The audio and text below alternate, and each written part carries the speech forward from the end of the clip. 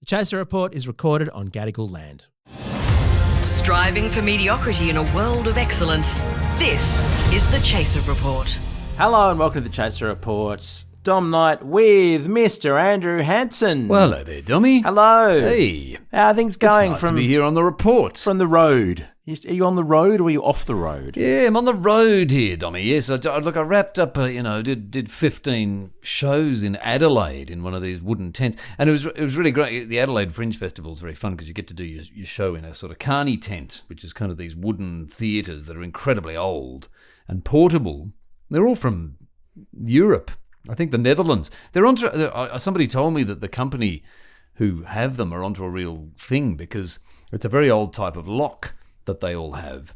Oh. Specific keys that you need that no one else in the world has. A carny So unless lock. you're the person who runs... yes, it's a sort of carny lock. So if you don't own the actual wooden Dutch tents that go around the world's festivals, well, you can't get in. Presumably what they do... You can't even assemble them. They just detach one of their kind of rotten carny teeth and use it to pick the lock and... Oh, that's probably what it is, isn't it? Now, speaking of... I hope there are no carnies listening.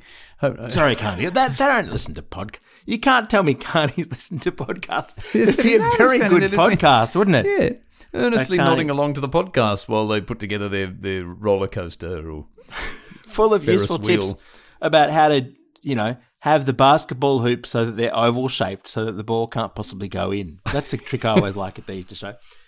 Speaking of teeth rotting, Andrew, some bizarre news about the likely new New South Wales Premier, Chris Minns, the Labor leader. I think in an attempt to humanise himself, he's revealed a very odd habit in an interview with his wife this week. Also, a hipster suburb is very angry about a 24-hour Macca's opening up. We'll get to that as well. But first, so Chris Minns, I know you're no longer part of the New South Wales scene, Hanso, but there's a guy called Chris Minns who's likely to be the next Premier and really following this new trend of buff Labor leaders. Peter Malinauskas in South Australia, where you've just been accidentally on purpose photographed in the swimming pool with his shirt off. Lots of muscles. Whoops-a-daisy. Oops, this isn't a dad bod, this is a rad bod. And then, yes, Chris Minns, also very male model chesty bonds. What's Dan Andrews doing, letting the side down? I know he's hardly Instagram friendly, is he? Daniel Andrews, the Premier where I live. I mean, yeah, is this a trend that, I know that Hollywood actors are all now gorgeous and, body image is now really important. Is this something that's going to spread to all jobs? Do we all need to be buffed? Does a librarian also need to be gorgeous? Oh, I would have thought that you would get buff, wouldn't you, lifting all the books? I guess the thing is, for generations we've been objectifying women and talking about their appearance. And that clearly has been unfair. One approach would have been to stop doing that and to not objectify anybody or talk about anybody's bodies. But instead, the world seems to have taken the approach, let's do it to everybody. Let's do it to male political leaders as well. So yes, I certainly... Well, hang on. They're partly to blame. Chris Minns doesn't have to be buff, surely. He's got some choice in the matter, doesn't he? Well, Dominic Perrottet, I know, for some reason I haven't managed to see a photo of him with his shirt off, which is possibly why he's behind in the polls and looking likely to lose. Yes, I think he should step up. He should step up. And world leaders are going to have to take note if this is the trend, aren't they, Dommy? We're going to have to see Biden doing some reps. I hope so. Vladimir Putin started this, the shirt off trend. Yeah. He's always been a stunner, hasn't he? He's always been gorgeous, hasn't he? Riding different animals around and yes, shooting things with a shirt off. Shooting things. If only he'd left himself to that rather than attacking Ukraine, that could have been enough. And I think that's why he's won every election by such a landslide. That and the fact that Russia's elections are not actually in any way fair. But that's that, or even if they were fair, surely with the shirt off, that's all you need. So yeah, Chris Minns, I can see why you'd want to do it as a leader. So Chris Minns, what's he been up to? Chris Minns, exactly. What does he do? You know how they come up with things that are supposed to kind of humanise them? Scott Morrison had that absolutely hellish rendition of April Sun in Cuba on the ukulele. Yes. That sealed his doom in an attempt to humanise himself, and with Karl Stefanovic in the house. That's right. It must be very hard to pretend to be a human if you are a politician. Yes. We should cut them some slack. See if this endears Chris Minns to you. You probably don't know much about him. Nobody does, really. He sat down for an interview with Channel 9 as well. That's the place you go to be human, apparently. And apparently every night, after having a full regular dinner at home with the family, surely he's never home with the family, but when he is, he does it. And then after he's finished his full dinner, Hansen, he has a full bowl of cereal. For dessert. For dessert. That's what he does. And she says here, Mrs. Minns, Anna Minns, says he does it every night. The kids have taken it up now. It's sending us broke, she said, which I find very very difficult to believe on an opposition leader's salary. But anyway, apparently she went on the campaign trail in coughs. Must be eating some seriously expensive cereal, the Minns family. Like, it's a gold flake cereal from the United Arab Emirates or something. I mean, I think these days you wouldn't even need gold flakes. You just some sort of slightly fancy cereal. Doesn't slightly fancy muesli cost $20 or $30 a box these days? Does it? Yes. Oh, granola. God, no, that's true. Yeah, there are granolas that are worth their weight in gold. Absolutely. Maybe it's that. It could be. Apparently, she was out on she visited him in Coffs Harbour on the campaign trail, and the kitchen in the service department had every conceivable brand of cereal. So he's just eating every possible brand. Right. So it's got a selection. It's not always the same cereal every night. Look, I'm with him. I don't do it every night, Dommy, but I must admit, I don't mind a bowl of cereal for dessert myself. Seriously? I have done this quite often. Yeah, especially like the gluten-free Special K. I think it's better than the regular Special K, actually. Are you serious? Oh, yeah, because, the thing about cereal, Special Dommy, K, isn't Special K basically like spac filler? Like it's like the kind of thing you put in walls to insulate them, isn't it? Quite the opposite. It's like chips. Like most bowls, most cereal, Dommy, is really just the same as chips, but with more sugar. Like, if you look at the ingredients breakdown of a box of cereal, some of them, you look at the sodium levels, and especially on a gluten-free Special K. I mean, I've got salty crackers that I like to eat in the afternoon. They have the same amount of sodium in them as the gluten-free Special K. Exactly the same. And they're salty crackers. It's not often you think to yourself, I'm sitting down, and often you sit down to cereal and you think, oh, this is just a bowl of sugar. It is. I didn't realise it could also potentially be a bowl of salt. It's a bowl of sugar and salt. That's why they taste so good, these cereals. Oh, and God. especially when you pour the milk on. And that's why they make a good dessert too. I think, it's... the only other thing I can compare it to is, some Thai restaurants have those kind of sweetened potato chips that you can get for dessert. I don't know if you ever tried those. No, I haven't. They're like potato chips, but they got sugar all over them as well. Oh, my goodness. And that's the same. How is that not sold in millions in every convenience store in the land? It should be. They're so good. They're so good. Yeah, it should be mainstream. Isn't this whole thing of eating cereal all the time, wasn't that a detail of Jerry Seinfeld's character in Seinfeld? It was. That showed just how dead he was inside. Am I missing out on something that's now fashionable? Are you and Chris Minns on the vanguard of gourmet behaviour? Or are all of you just broken husks of men? You've read a lot into Jerry's character there. That's not the message. Isn't that the whole thing? He's just meant to be... He wears the sneakers, he has cereal, he's just sort of like a man-child? No? A man-child, yeah, that's different. Oh, well, I think that's different being dead inside. I think it's more that he's having fun with his life. He hasn't grown up, he just gets to do stand-up comedy. In fact, not unlike you. Well, maybe Chris Minns is in the wrong job. I'm not sure that my stand-up tour is as quite as profitable as Jerry Seinfeld's are when he does his. But...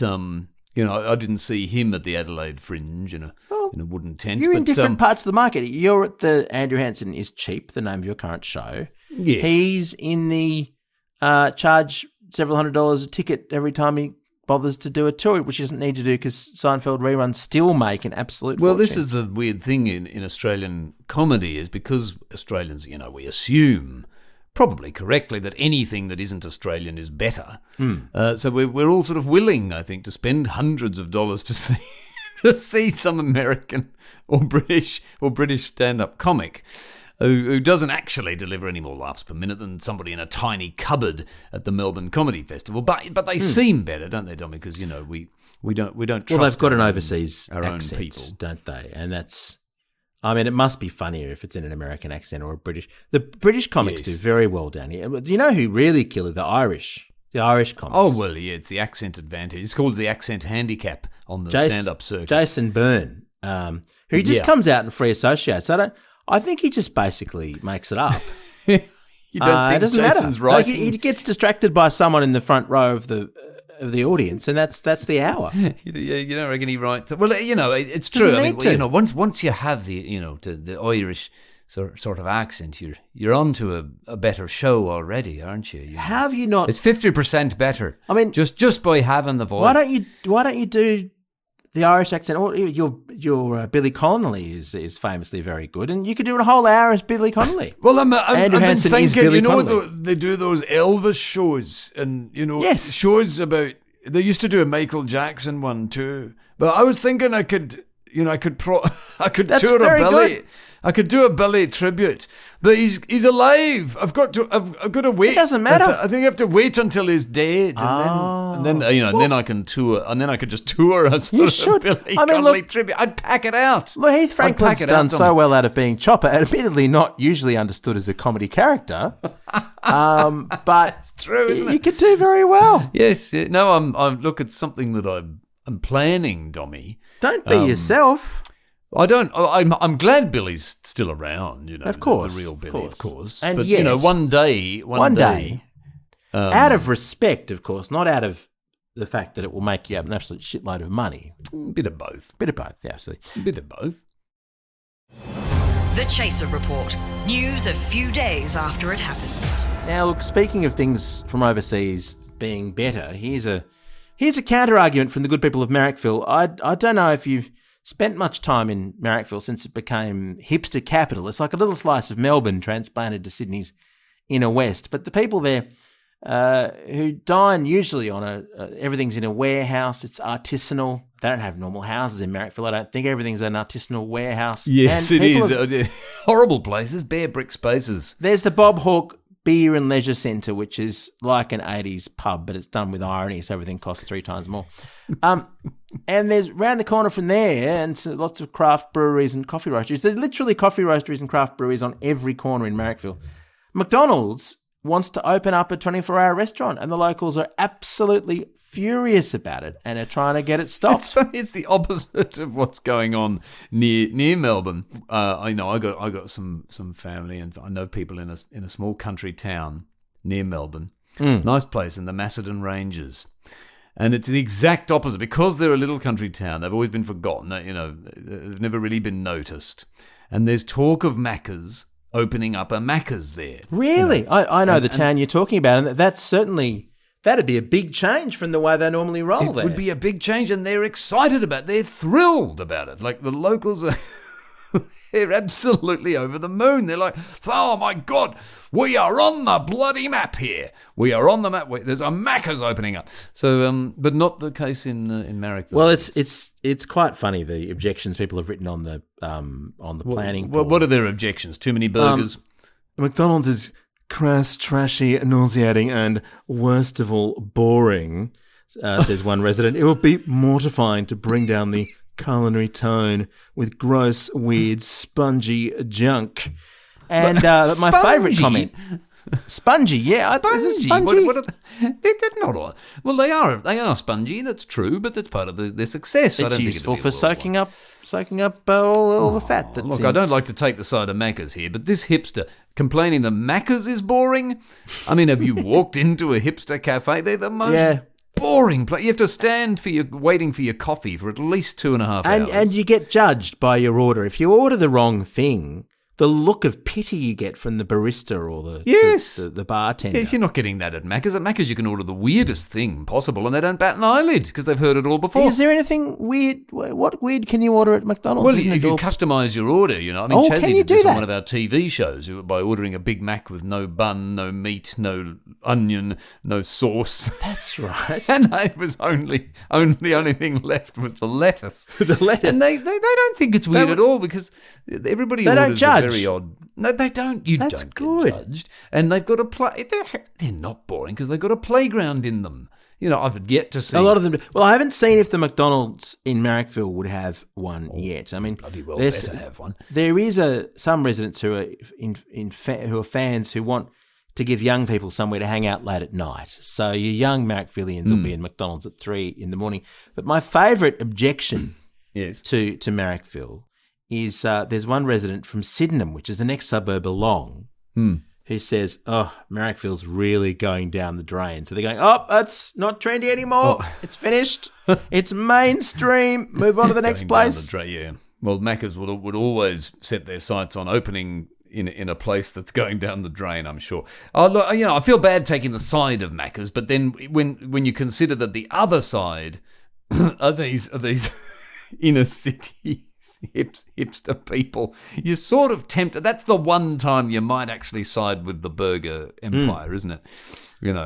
Maybe join forces with the clown. There's a bit of a kicker though in the final sentence of the article here from the Herald, which says McDonald's has more than 300 restaurants in New South Wales, including Marrickville Metro Shopping Centre. Oh. So they're already there. This is the shopping centre that has a giant.